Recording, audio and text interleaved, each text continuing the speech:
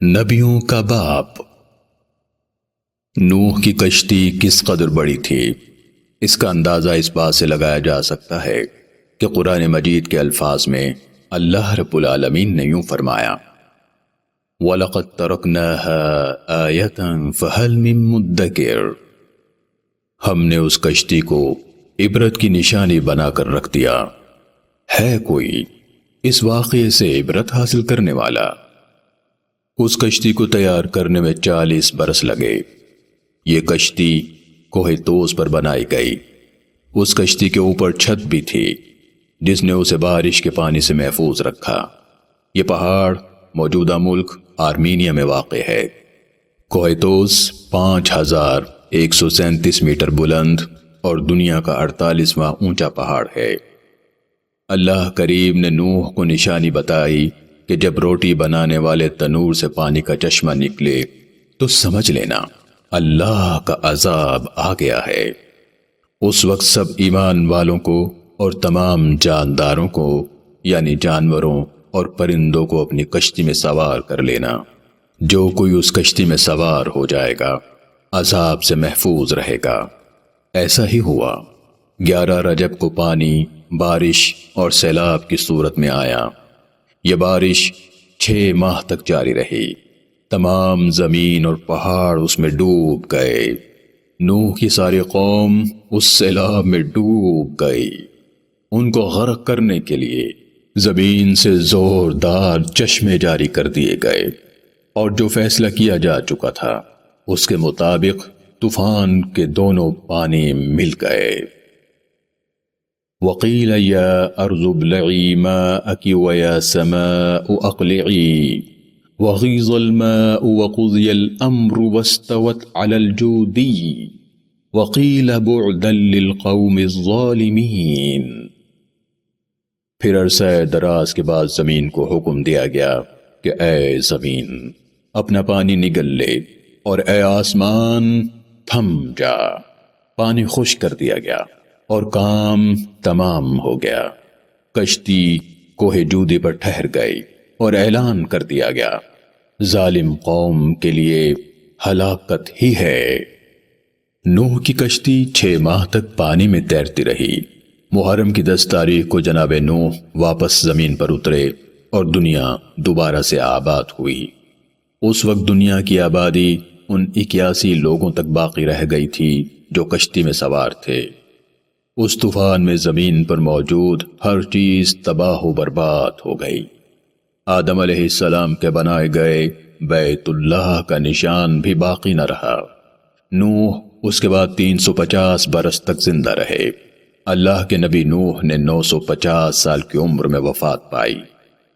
نوح کے ایک بیٹے کا نام سام ہے۔ ان کی اولاد کا رنگ سفید اور گندمی ہے۔ دوسرے بیٹے کا نام حام ہے۔ ان کی اولاد کا رنگ سیاہ اور سفید ہے۔ ایک بیٹے کا نام یافس ہے۔ ان کی اولاد میں سرخی مائل سیاہی رنگ پایا جاتا ہے۔ نوح کا ایک بیٹا کنعان جسے عرب یام کہتے ہیں طوفان میں غرق ہو گیا تھا۔ ان سب کی والدہ کا نام نامہ ہے۔ نامہ بھی کشتی میں سوار تھیں۔ نوح کی باقی تمام بیویاں طوفان میں غرق ہو گئیں۔ انسانوں کی ہدایت کے سلسلے میں اللہ نے اپنے نبی ابراہیم کو دنیا میں بھیجا۔ نوح اور ابراہیم کے درمیان بہت سے نبی دنیا میں بھیجے گئے۔ ابراہیم جنوبی عراق میں پیدا ہوئے۔ آپ عراق کے شہر اور میں رہا کرتے تھے۔ بعد کے زمانے میں آپ ہجرت کر کے فلسطین میں رہنے لگے۔ ابراہیم کے زمانے میں لوگ پتھر اور لکڑی کے بتوں کی پوجا یعنی عبادت کیا کرتے تھے۔ لوگ اپنے خالق کو بھول چکے تھے۔ ان کے لیے ہر مقصد کا خدا الگ تھا۔ زندگی کا خدا الگ، موت کا خدا الگ، طاقت اور بارش کا خدا الگ، رزق کا خدا الگ، سورج اور چاند کا خدا الگ تھا۔ ضرورتیں لاتعداد تھیں تو خدا بھی لاتعداد تھے۔ ابراہیم نے ان بتوں کی عبادت کرنے سے انکار کیا اور اس کائنات میں غور کرنے لگے۔ نمرود بابل کا بادشاہ تھا۔ نمرود کے معنی ہیں باغی۔ نمرود کو نمرود جسیم بھی کہا جاتا ہے۔ وہ اس لیے کہ نمرود قد و قامت میں لمبا اور بھاری بھرکم تھا۔ نمرود کا نام نمرود بن کوش بن سام بن نوح ہے۔ ایک روایت کے مطابق نمرود کا نام نمرود بن کنعان بن کوش بن سام بن نوح ہے۔ ایک روایت کے مطابق نمرود بادشاہ کو کہتے تھے، جبکہ اس کا نام زرہی بن تہمہ صفان ہے۔ یہ بہت ہی جابر، خودسر اور ظالم بادشاہ تھا۔ بابل اس زمانے کا بہت اہم ملک تھا، جس کا رقبہ 129 کلومیٹر تھا۔ اس زمانے کے اعتبار سے یہ بہت بڑا علاقہ تھا۔ یہ شہر مربع شکل میں بنایا گیا تھا۔ نمرود نے اپنے شہر کے گرد فصیل بنوائی ہوئی تھی۔ اس فصیل سے پہلے ایک خندق تھی جسے پانی کے ساتھ بھر دیا گیا تھا۔ اس فصیل پر ہر وقت فوجی پہرا دیتے تھے۔ ان باتوں سے اندازہ لگایا جا سکتا ہے کہ نمرود کے علاقے میں کس قدر ترقی اور خوشحالی تھی۔ نمرود خود بھی مشرک تھا اور اس کی قوم بھی۔ نمرود خدائی کا دعوے دار تھا۔ نمرود کی رعایا اس کی بھی عبادت کرتی تھی۔ اللہ کے نبی ابراہیم نے دیکھا کہ تمام لوگ ہی بتوں کی عبادت کرتے ہیں تو سوچنے لگے، یہ بت جو نہ کسی کو فائدہ دے سکتے ہیں نہ ہی نقصان، پھر یہ خدا کیسے ہو سکتے ہیں؟ انہوں نے لوگوں سے کہا، میری قوم، تم لوگ جس کی عبادت کرتے ہو، میں ان چیزوں سے بیزار ہوں۔ اپنی قوم میں اعلان کر دیا کہ بے شک میں نے اس ذات کی طرف رخ پھیر لیا ہے جس نے زمین اور آسمانوں کو پیدا کیا ہے۔ نمرود کا تمام وسائل پر قبضہ تھا۔ ان میں اناج، فصلیں، جانور سبھی شامل تھے۔ لوگوں کو اپنے ہاتھ سے خوراک دے کر اپنی انا کی تسکین کرتا تھا۔ جب لوگ اس کے پاس جاتے تو پہلے ان سے اپنے خدا ہونے کا اعتراف کرواتا، پھر خوراک دیتا۔ یہ سلسلہ سال ہا سال سے ایسے ہی چل رہا تھا۔ ایک دن لوگ اپنا رزق یعنی خوراک لینے کے لیے قطار بنائے ہوئے نمرود کے سامنے حاضر تھے۔ ان میں ایک نوجوان ابراہیم بھی تھا۔ لوگ نمرود کے پاس آتے تو وہ پوچھتا، تمہارا رب کون ہے؟ وہ جواباً کہتے، تم ہمارے رب ہو۔ یہ سننے کے بعد نمرود ان پر مہربانی کرتے ہوئے انہیں خوراک دیتا۔ ابراہیم کی باری آئی تو نمرود نے ان سے بھی پوچھا، تمہارا رب کون ہے؟ ابراہیم نے جواب دیا، میرا رب وہ ہے جو زندہ کرتا ہے اور موت دیتا ہے۔ نمرود نے کہا، یہ تو میری طاقت ہے، میں جسے چاہوں زندہ چھوڑ دیتا ہوں، جسے چاہوں اسے موت کی نیند سلا دیتا ہوں۔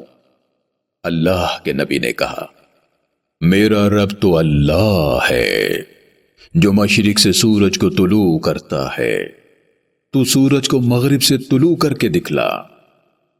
نمرود یہ جواب سن کر ایسا ہو گیا کہ کسی بات کی خبر نہ رہی۔ اس کے لیے یہ جواب نہایت غیر متوقع تھا۔ نمرود نے ابراہیم کو خوراک دینے سے انکار کر دیا۔ ابراہیم وہاں سے خالی ہاتھ گھر لوٹ آئے۔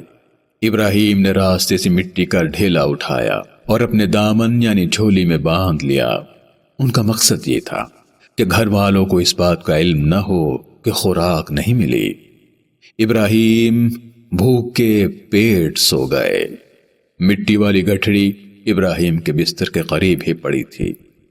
ان کی بیوی نے یہ گٹھڑی کھولی تو اللہ کی رحمت سے مٹی ایک بہترین قسم کی گندم میں تبدیل ہو چکی تھی۔ انہوں نے یہ گندم پیسی اور آٹے سے روٹی بنائی۔ ابراہیم نیند سے جاگے تو روٹی دیکھ کر حیران رہ گئے۔ اپنے رب کے حضور شکر گزار ہوئے۔ اللہ کے نبی ابراہیم کی ساری زندگی اللہ کریم کے اطاعت اور بندگی ہی میں گزری۔ انہوں نے بہت سے مشکل امتحان دیکھے، لیکن اللہ کریم پر بھروسہ کم نہ ہوا اور کامیاب ہوتے رہے۔ ابراہیم کو ابو الانبیاء یعنی نبیوں کا باپ بھی کہا جاتا ہے۔ آپ کی اولاد میں بہت سارے نبی آئے۔ ابراہیم کو خلیل اللہ یعنی اللہ کا دوست بھی کہا جاتا ہے۔ ابراہیم کی اولاد ہی میں تقریباً 2500 سال کے بعد اللہ کے آخری نبی محمد رسول اللہ صلی اللہ علیہ وآلہ وسلم پیدا ہوئے۔ یہاں ایک تاریخی حقیقت کی وضاحت ضروری ہے۔ ایک روایت کے مطابق ابراہیم کے والد کا نام آزر تھا اور وہ بت پرست تھے۔ ابراہیم کے والد کا نام تارخ ہے۔ انجیل اور تورات بھی تارخ کو ابراہیم کا والد بتاتی ہے۔ آزر آپ کے چچا کا نام ہے۔ عرب اپنے چچا کو بھی ابو کہتے ہیں۔ قرآن مجید میں آزر کے لیے ابو یعنی باپ سے نسبت کا لفظ استعمال ہوا ہے، ولدنا نہیں۔ ابراہیم کی مشہور دعا ربنا اغفر لی ولوالدی یعنی مجھے اور میرے والدین کو بخش دے۔ یہ آیت مبارکہ بھی اس بات کی تائید کرتی ہے کہ اللہ کے نبی اپنے والدین کی مغفرت کی دعا مانگ رہے ہیں۔ کسی مشرک یا کافر کے لیے اللہ کے نبی مغفرت کی دعا نہیں مانگتے۔ اللہ کریم نے اس دعا کی قبولیت سے انکار نہیں کیا، نہ ہی ابراہیم کو اپنے والدین کے لیے یہ دعا مانگنے سے منع کیا۔ اللہ نے اپنے نبی نوح کو کافر بیٹے کے لیے دعا مانگنے سے منع کر دیا تھا۔ اللہ کے نبی ابراہیم کے والدین کے حق پر ہونے کی تائید رسول اللہ کی حدیث سے بھی ہوتی ہے۔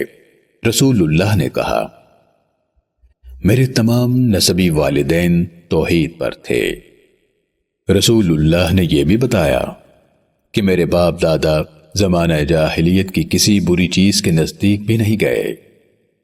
اللہ رب العالمین قرآن مجید فرقان حمید میں ارشاد فرماتا ہے، وَإِذْ قَالَ رَبُّكَ لِلْمَلَائِكَةِ إِنِّي جَاعِلٌ فِي الْأَرْضِ خَلِيفَةً قَالُوا أَتَجْعَلُ فِيهَا مَن يُفْسِدُ فِيهَا وَيَسْفِكُ الدِّمَاءَ وَنَحْنُ نُسَبِّحُ بِحَمْدِكَ وَنُقَدِّسُ لَكَ قَالَ إِنِّي أَعْلَمُ مَا لَا تَعْلَمُونَ۔ اور یاد کرو جب آپ کے رب نے فرشتوں سے فرمایا، میں زمین میں اپنا نائب بنانے والا ہوں۔ وہ بولے، کیا آپ اسے نائب بنائیں گے جو فساد پھیلائے گا اور خون ریزی کرے گا؟ حالانکہ ہم آپ ہی کی حمد یعنی تعریف کرنے کے لیے تسبیح پڑھتے اور پاکیزگی بیان کرتے ہیں۔ اللہ کریم نے فرمایا، مجھے وہ کچھ معلوم ہے جو تم نہیں جانتے۔